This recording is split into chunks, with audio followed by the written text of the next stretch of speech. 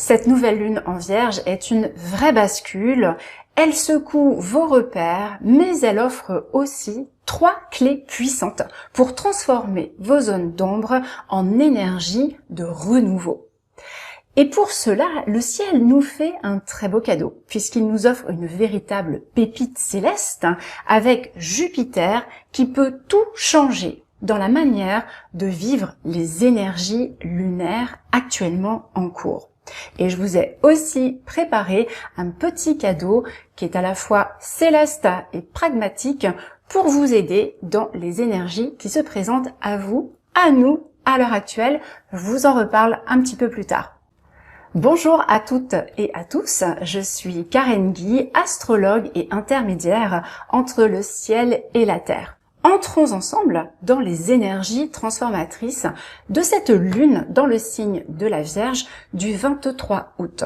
Je vais donc au cours de cette vidéo vous montrer où se cachent les tensions, quels sont les aspects puissants des planètes lentes qui viennent activer cette lunaison et surtout comment vous allez pouvoir utiliser concrètement ces énergies pour avancer avec clarté, confiance et avec conscience. Donc je vous emmène avec moi dans la carte du ciel pour vous parler, en premier temps, de cette conjonction exacte qu'il y a, regardez ici, entre la Lune et le Soleil. Donc cette conjonction exacte, c'est la rencontre, c'est quelque part la fusion. Si vous regardez bien, la Lune est à 0 degré du signe de la Vierge avec le Soleil. Donc tous les deux à 0 degré dans ce signe. Ça nous dit que en nouvelle Lune, d'autant plus, nous sommes à l'orée de quelque chose de vraiment nouveau. Je vous fais juste un petit rappel concernant la nouvelle lune. Une nouvelle lune, qu'est-ce que ça nous dit ? Ça nous dit que la lune, justement, n'est plus visible. Elle est masquée. Nous sommes dans une forme d'obscurité, intérieure, et une nouvelle lune, c'est toujours un nouveau point de départ. Donc c'est pas un moment où vous allez pouvoir vous lancer dans des actions. Je vous dis pas non plus d'arrêter vos projets ou de stopper vos actions, mais il y a quand même un temps d'introspection. C'est-à-dire que la nouvelle lune, elle nous propose toujours de prendre un temps de silence, comme je le disais, un temps de silence intérieur pour pouvoir entendre des messages que l'on n'a peut-être pas entendu au cours des cycles précédents. D'accord ? Donc ça, c'est vraiment quelque chose à retenir. Alors, si on regarde maintenant je vais cliquer juste sur le soleil. Alors, regardez ici le carré que la nouvelle lune forme avec la lune noire dans le signe du Scorpion et ce carré avec la planète Uranus. Donc, cette nouvelle lune, elle est mise sous tension. C'est pour ça que je vous disais que on est dans un moment où des choses peuvent vraiment basculer. Alors, qu'est-ce que ça nous raconte, cette nouvelle lune en Vierge qui est en tension avec quand même la planète lente qui est aux antipodes Uranus des énergies de la Vierge, où se trouvent nos deux luminaires. Concrètement, comme le signe de la Vierge, là je vous fais un petit rappel, est un signe très organisé. C'est un signe de terre qui aime ce qui est pratique, pragmatique, organisé. La Vierge, elle est beaucoup dans un système de repères, de routine, faire tous les jours la même chose, avoir quelque chose qui soit vraiment organisé. Il faut pas trop, avec le signe de la Vierge pur, j'entends, il faut pas trop que ça sorte des sentiers battus. Or, Uranus, il est aux antipodes, comme je vous le disais, de ces énergies. Lui, c'est celui qui casse les barrières, qui casse les limites.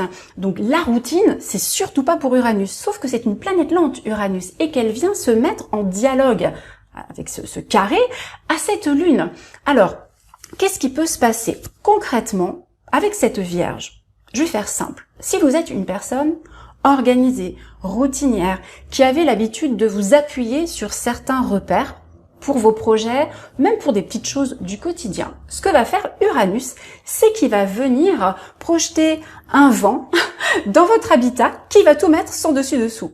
Alors, pourquoi est-ce que Uranus va créer ce sans dessus-dessous ?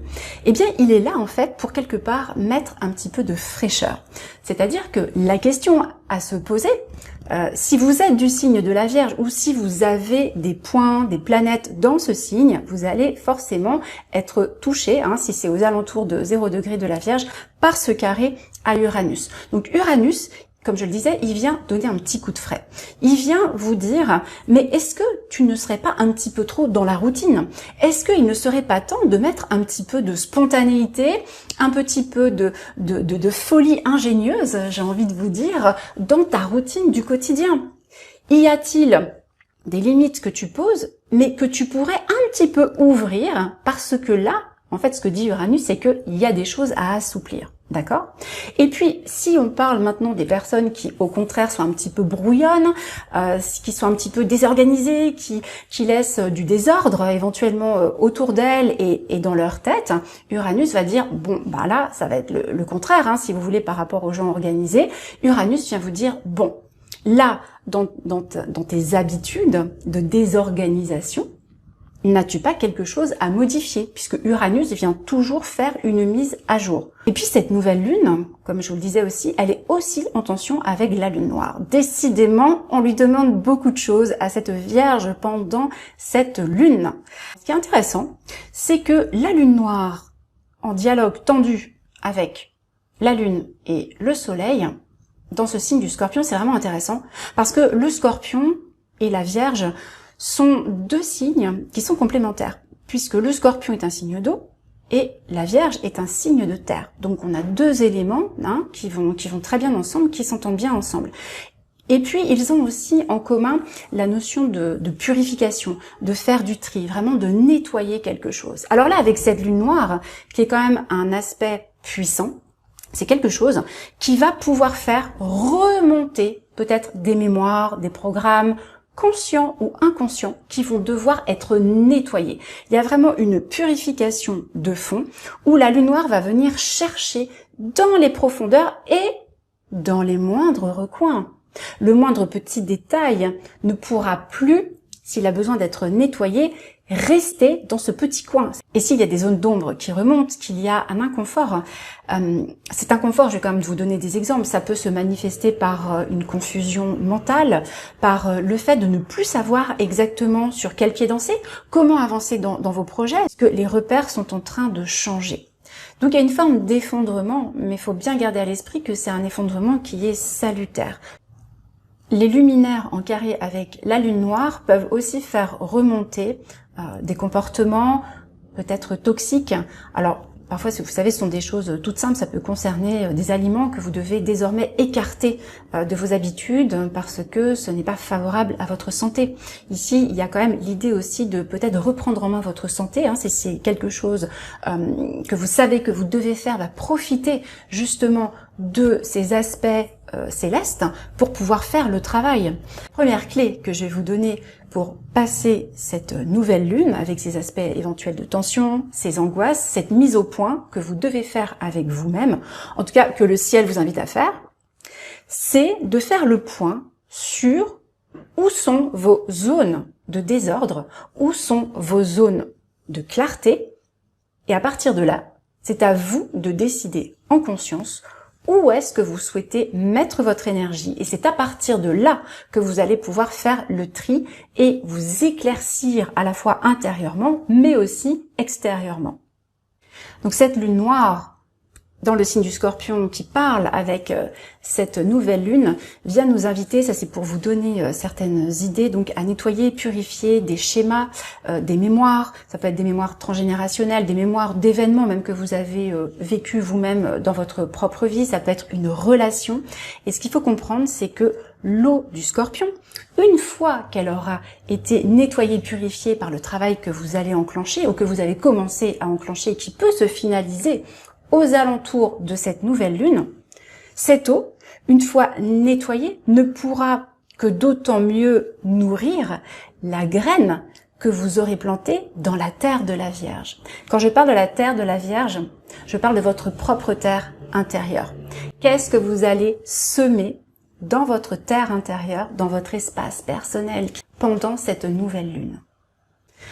Il y a aussi une caractéristique de la Vierge qu'il faut bien se rappeler, c'est que la Vierge, alors c'est un signe qui n'a pas forcément très bonne presse. Bon, comme plein d'autres signes du zodiaque finalement, elle a ses qualités et ses défauts, comme tous les signes, on va dire ça comme ça. Mais il y a quand même quelque chose qui est très intéressant, c'est que cette Vierge, c'est un signe mutable. Alors, c'est un signe de terre mutable. Mutable, ça veut dire quoi? Qu'elle passe d'un état à un autre. Donc, elle a les compétences pour savoir comment faire pour passer d'un état à un autre. On peut parler d'une capacité d'adaptation. C'est pas un mot que l'on utilise très souvent pour la Vierge, l'adaptation, et pourtant c'est ce qu'elle a. Mais, et c'est ça le point essentiel par rapport à sa capacité d'adaptation, c'est que la Vierge sait s'adapter en s'appuyant sur des éléments concrets, des outils tangibles, éventuellement de la vie du quotidien. Ça doit être quelque chose de pragmatique. Dès l'instant où elle s'appuie sur ce côté matériel, ce côté terre en fait, qui est l'élément de ce symbole astrologique, la capacité d'adaptation sait se mettre en œuvre. Donc elle a vraiment cette force de pouvoir bouger sa terre. C'était quand même important que je souligne cet aspect qui, je trouve, est une réelle force sur laquelle la Vierge peut s'appuyer. Donc, si ça vous parle et que vous vous dites, bah oui, moi en ce moment, je sens bien que dans mes repères, je suis chahutée et c'est pas facile et c'est pas confortable. C'est pour ça que faire le point et se dire, ok, qu'est-ce que je suis capable de faire? Quelles sont mes compétences? Vous ne vous mettez pas la barre trop haute, parce que ça, c'est je fais ça parce que c'est la barre qui est haute chez la Vierge. Comme il y a toujours en toile de fond ou de manière très présente cette notion d'amélioration, de perfection, l'amélioration, très bien. Le perfectionnisme, il faudra peut-être aussi se poser la question sur ce qu'est vraiment le perfectionnisme et si c'est vraiment utile d'être dans cette quête absolue de perfection. Bon, je ferme cette parenthèse. La deuxième clé, c'est tout simplement, comme il y a cette idée de tri, la Vierge nous dit, eh bien écoute, maintenant tu choisis une habitude, une seule, même si tu sais qu'il y en a 2, qu'il y en a 3, avancer à petits pas. Le côté petit pas, c'est aussi typiquement Vierge, c'est un pas après l'autre, mais un bon pas, pas un pas de travers pour ensuite faire le deuxième. Donc vous choisissez une habitude. Ça peut être alimentaire, comme je le disais, ça peut être organisationnel ou même relationnel, une habitude dans un domaine de votre vie qui peut être la priorité pour vous et vous vous engagez avec vous-même, pas avec quelqu'un d'autre. L'engagement, il est avec vous, d'accord? C'est le plus grand des engagements, je crois. Vous engagez à modifier cette habitude et vous pouvez même, si ça vous aide, planifier ou vous donner une date en vous disant très bien, j'aurai progressé d'ici 2 semaines, 3 semaines ou d'ici peut-être la pleine lune. Ça serait une belle occasion aussi ensuite de faire le point sur les semaines qui auront passé entre la nouvelle et la pleine lune par rapport à cet engagement que vous aurez pris avec vous. Alors une fois que vous aurez purifié l'eau du Scorpion, on aura une eau claire, limpide, on va de nouveau se retourner vers Uranus, qui se trouve dans le signe des Gémeaux. Qu'est-ce qu'il nous dit Uranus? Il nous dit que le fait de vous être clarifié, ça va vraiment vous donner accès, en tout cas vous aurez un accès plus grand, plus large à de nouvelles possibilités. De nouvelles possibilités d'organisation. Peut-être plus d'options que vous allez voir dans votre vie que vous n'aviez pas forcément perçues jusqu'à maintenant. Vous allez peut-être vous rendre compte que vous aviez un talent qui était un petit peu coincé, qui pouvait pas vraiment se déployer. Et puis le fait d'avoir fait cette mise au point, Uranus vient vous dire, ça y est, tu peux y aller. Tu peux aussi peut-être lâcher la bride sur certains aspects de toi, sur certains aspects de ta vie. Et puis maintenant, vas-y, franchement, utilise ce côté ingénieux. Ce côté, alors pour moi, entre Uranus et la Vierge, il peut y avoir un dialogue qui est vraiment intéressant, puisque la Vierge, elle est très ingénieuse, elle a un côté comme ça, ingénieur pour le coup, et pour moi, le signe des Gémeaux, c'est le MacGyver du zodiaque. Donc vous imaginez Uranus qui active ce MacGyver et qui vient parler à la Vierge qui a ce côté ingénieux, mais ça peut donner des choses extraordinaires. Donc il y a vraiment l'idée de s'ouvrir à des potentiels que vous n'aviez peut-être pas osé voir et qui pourtant étaient bien présents en vous, à cause peut-être d'une humilité un peu trop marquée, qui était un petit peu trop poussée, puisque le signe de la Vierge peut parfois nous parler de ça. Il y a une espèce comment dire, voilà, il y a quelque chose en soi qui fait qu'on n'arrive pas à se reconnaître à sa juste valeur. Il faut bien faire la différence entre être conscient de qui on est, des compétences que l'on a, de nos talents, tout en restant dans une humilité. L'un n'empêche pas l'autre. Alors, dans tout ce labeur, dans tout ce travail que la Vierge va engendrer en compagnie d'Uranus, en compagnie de la Lune Noire, on a aussi Chiron. Je voulais vous parler de Chiron, voilà, qui est ici, je l'entoure avec ma souris. Chiron qui est rétrograde dans le signe du Bélier. Alors, Chiron, qu'est-ce qu'il nous dit? Bah écoutez, moi j'ai envie de vous dire, profitez de Chiron rétrograde en bon aspect avec la nouvelle Lune. Pourquoi est-ce que je vous dis ça? Parce que ce que nous dit Chiron, c'est le repos du guerrier. Voilà. Si vous avez combattu, si vous avez déployé beaucoup d'énergie ces derniers temps. Alors oui, je sais, je viens de vous dire qu'il allait falloir encore œuvrer, mais vous pouvez le faire avec douceur. C'est pas interdit. On peut avoir du pain sur la planche pour se purifier, se nettoyer intérieurement, mais on n'est pas non plus obligé de rentrer dans une tension pour avancer. On peut le faire avec beaucoup d'affection pour soi-même et beaucoup de douceur. Et donc ce Chiron rétrograde, rétro en Bélier, il est en aspect d'harmonie. Donc, repos du guerrier. Pourquoi faire? Pour reprendre des forces. Pour essayer aussi peut-être de comprendre ce qui vous dessert si vous utilisez d'une façon maladroite votre énergie de guerrier.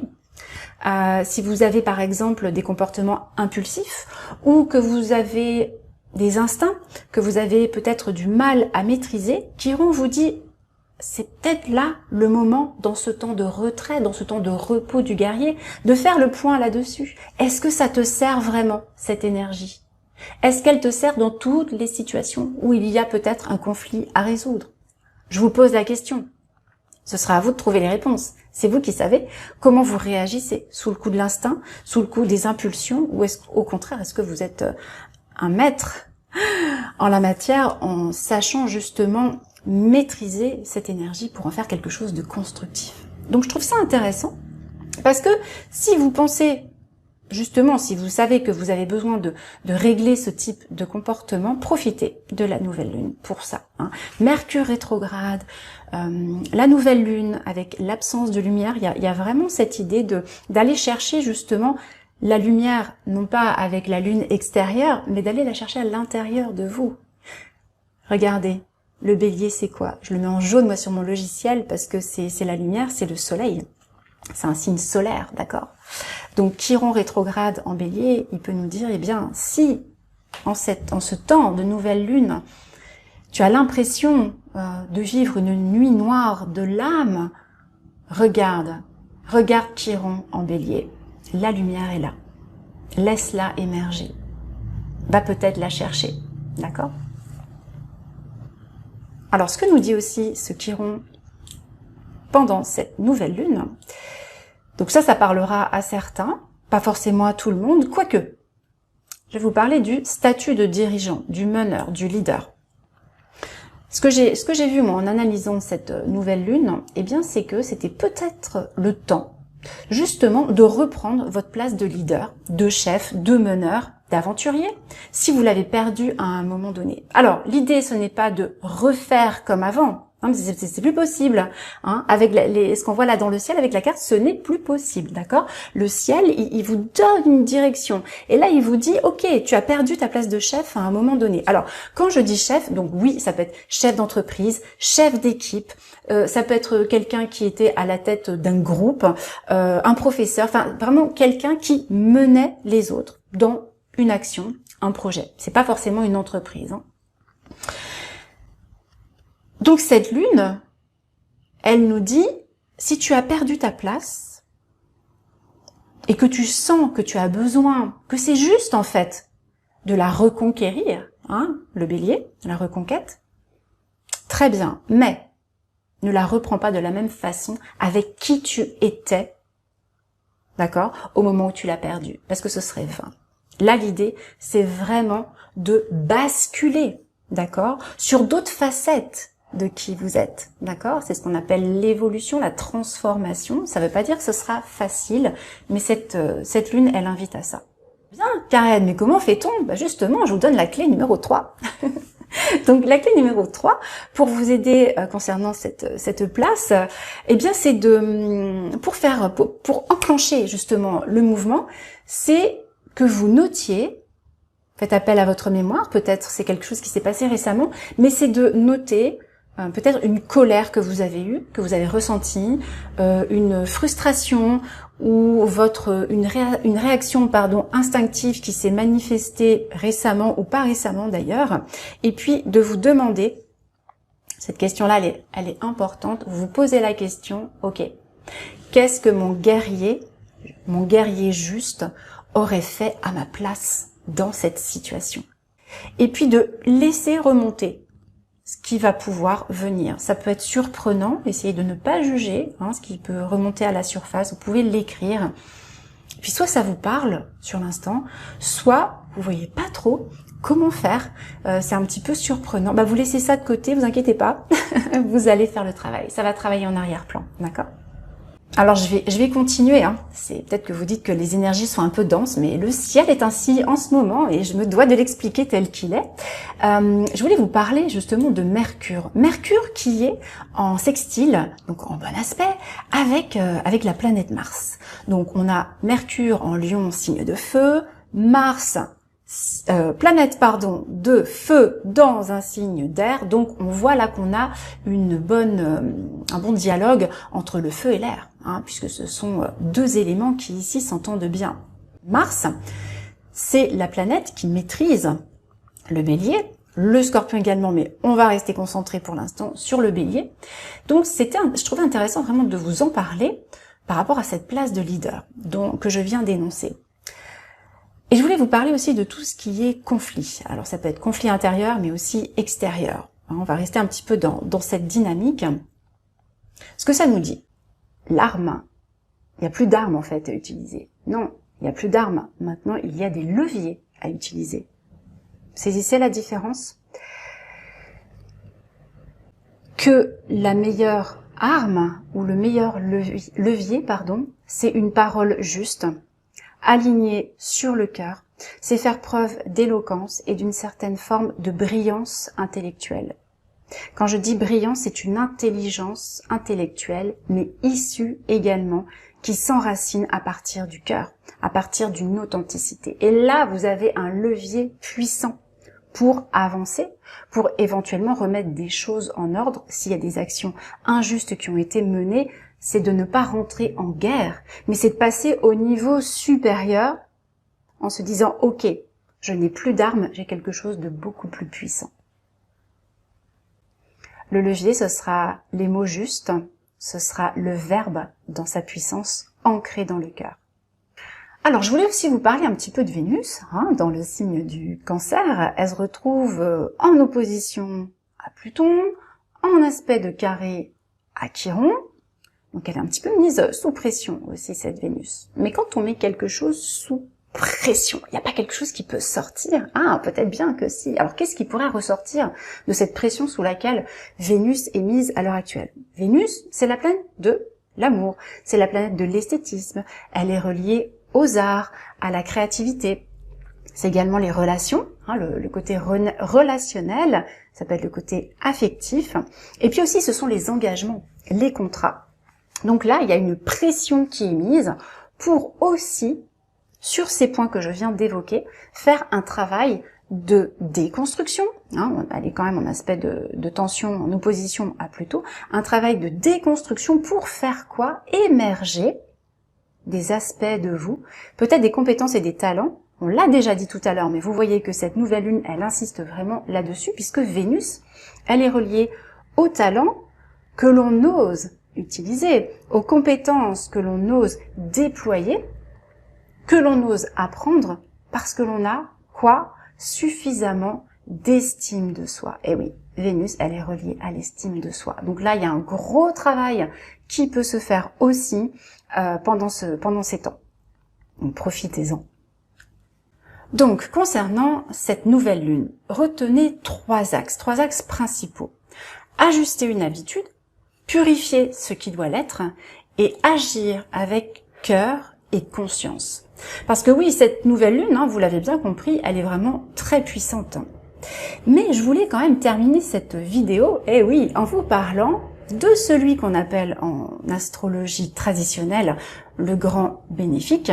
Il s'agit de Jupiter. Et oui, parce que Jupiter se trouve en harmonie avec les nœuds lunaires. C'est le guide en fait. Jupiter, c'est le guide, le bon guide qui nous encourage. Ici, il est lié à l'axe évolutif des nœuds et il nous montre que notre évolution est soutenue par ces énergies plus grandes que nous, ces énergies plus grandes que nous qui sont aussi en nous. C'est une facette de nous-mêmes. C'est notre voix intérieure, ce guide que nous pouvons être pour nous-mêmes si on sait l'écouter. Alors vous savez, ça peut être simple d'entendre sa voix intérieure. Cette part de vous, ce guide en vous peut s'éveiller à tout moment. Ça peut être à travers la lecture d'un livre, un podcast, peut-être même cette vidéo, je l'espère. Et comme Jupiter, le guide actuel, le guide céleste qui amplifie notre évolution, nous soutient, bien pour moi, en fait, il a été naturel de vous offrir un soutien à la fois céleste et concret pour cette lune. Je vous ai préparé un PDF offert avec notamment les 3 clés pratiques, un passage pour vous aider à clarifier ce que vous avez besoin de trier et puis un message de la lune. Vous pouvez l'utiliser comme un mantra pour accompagner votre rituel lunaire. Alors ce guide est offert jusqu'au 25 août et puis vous le recevez en rejoignant mes lettres célestes. Je vous mets le lien en description. Et si cette vidéo vous éclaire, je vous propose de lui offrir un pouce, ça lui fera plaisir et à moi aussi. Vous pouvez aussi vous abonner pour recevoir les prochaines énergies lunaires. Et si le cœur vous en dit, vous pouvez me laisser un commentaire pour me dire ce que cette lune vous inspire. Je vous lirai vraiment avec beaucoup de joie. Et si vous souhaitez aller plus loin, eh bien je peux aussi vous accompagner avec la lecture de votre thème astral, de votre météo céleste ou encore lors d'une harmonisation astrologique. Alors ça c'est un soin spécifique que j'ai créé, qui est la fusion du soin avec votre thème de naissance. Là aussi, je vous mets le lien en barre d'information. Sur ce, je vous souhaite une très belle lune et je vous dis à très bientôt.